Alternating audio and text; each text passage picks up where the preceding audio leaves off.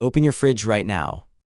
A can of soda, some yogurt, leftover pizza, and maybe some fruit flown in from the other side of the planet.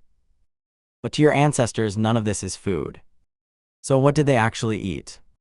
The answer would horrify most people alive today. Scientists have found proof in caves around the world, proof that changes everything we thought we knew about our own species.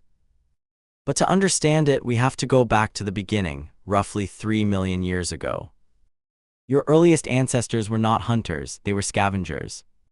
When a lion killed an antelope on the African savanna, it ate the best parts first, the muscle, the liver, the heart. Then the hyenas came in for the rest, and they crunched through the ribs, the skin, and the smaller bones. By the time our ancestors got there, what was left was scraps, thick leg bones, bones too thick even for hyena jaws to break. And this is what our ancestors ate. Their signature meal was bone marrow. Early humans would creep up to a stripped carcass, grab the thickest leg bones, and smash them open with stone flakes called oldowan tools. Inside was marrow, gray, slick, dripping fat. They scooped it out with their fingers and ate it raw. For our ancestors, this was a feast. No other animal could get at it. The marrow was sealed inside thick thigh bones, and we had the one thing no other scavenger had: hands that could grip a rock hard enough to break them open. They ate the brains too. A cracked skull holds almost a pound of solid fat, and fat is the most calorie-dense food in the animal. For an ancestor living on scraps, a skull was a jackpot. This is why your body still treats fat like treasure, it still remembers.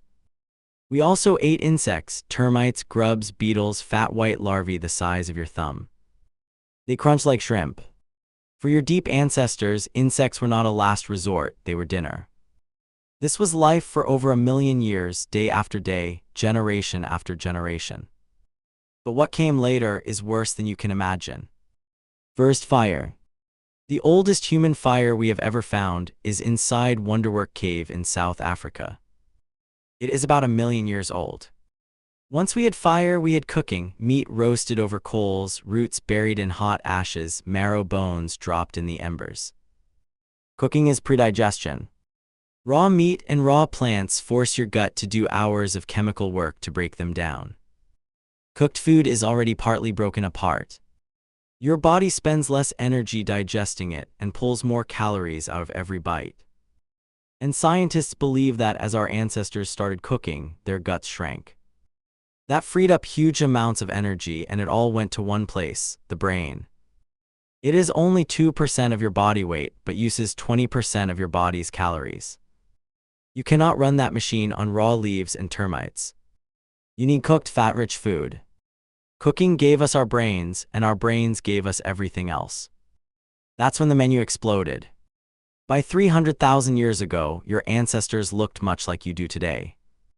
And they were eating almost everything they could catch, dig up, or reach: mammoth, bison, wild horse, and reindeer on the plains, fish and shellfish from the rivers and coasts, roots, wild grains, berries, nuts, and mushrooms from the land itself, eggs stolen from nests, and honey, especially honey. The Hadza, a hunter-gatherer tribe in Tanzania, still eat the way humans ate before farming existed. About 15% of their calories come from wild honey. They climb dangerous trees, get stung hundreds of times, and keep going back because nothing else in the wild packs that many calories into one bite. And here's what's strange: that exact same craving is still alive in you today: sugar. Your brain is wired for it because for hundreds of thousands of years, sugar gave your body two things at once: instant energy to use right now and extra fuel your body stored as fat. That fat was the only thing that kept you alive when food ran out. A dripping honeycomb was the richest meal most of your ancestors ever laid eyes on. This is the program running inside you right now. Your body cannot tell the difference between honey in a tree and a donut.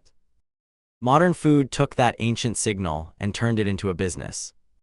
Soda, candy, cereal, sauces, even most bread, almost every packaged food on Earth is sugar wearing a different costume. That is why you cannot stop eating it.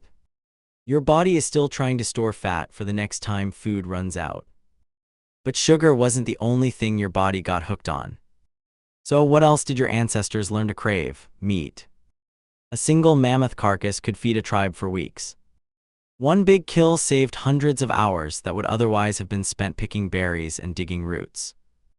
That saved time became time to raise children, teach skills, make better tools, tell stories around fires. This is why your body still craves protein. Every craving you have today was shaped by what kept them alive. But there was one craving we still have trouble admitting to each other. In a cave in England called Goes Cave, researchers found human bones from about 14,700 years ago, and the bones told a story no one wanted to read. The skulls had been meticulously cleaned with stone tools. The face and the base had been carefully removed. What was left was the top of the skull, shaped rim by rim into a cup. The long bones had been cracked open the same way your earliest ancestors cracked open antelope bones for the marrow.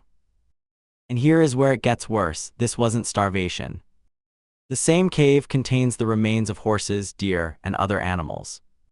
There was plenty to eat. A 2017 study calculated how many calories a human body actually provides. The answer is around 125,000.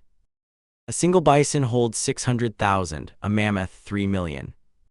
Humans weren't efficient food. They were a choice.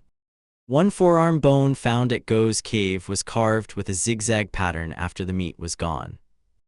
This wasn't a last resort, this was a ritual. And Goes Cave isn't the only site. Similar remains have been found across Europe at sites in Germany, France, Spain, and Croatia.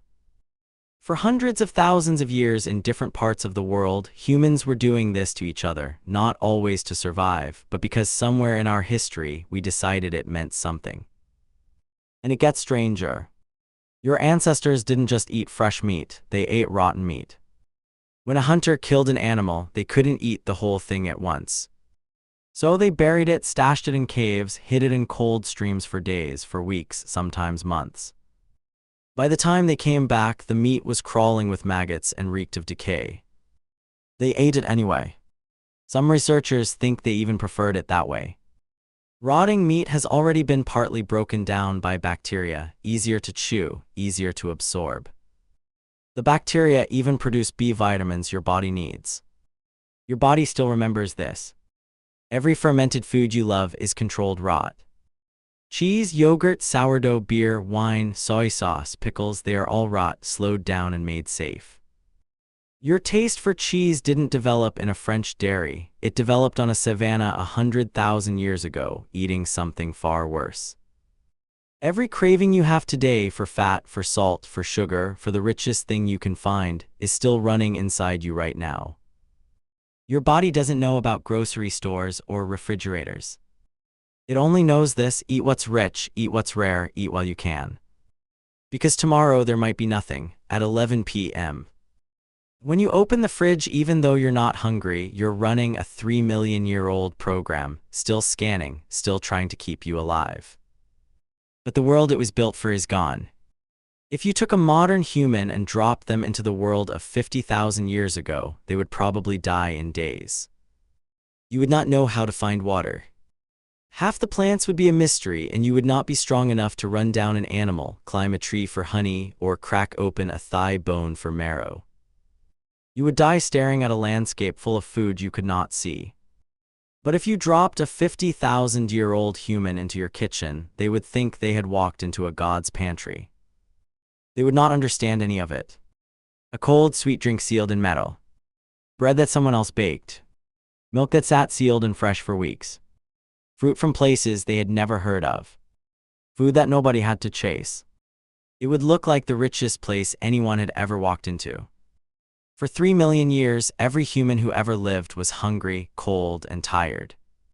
You might be the first one who isn't, and you have no idea how rare that is.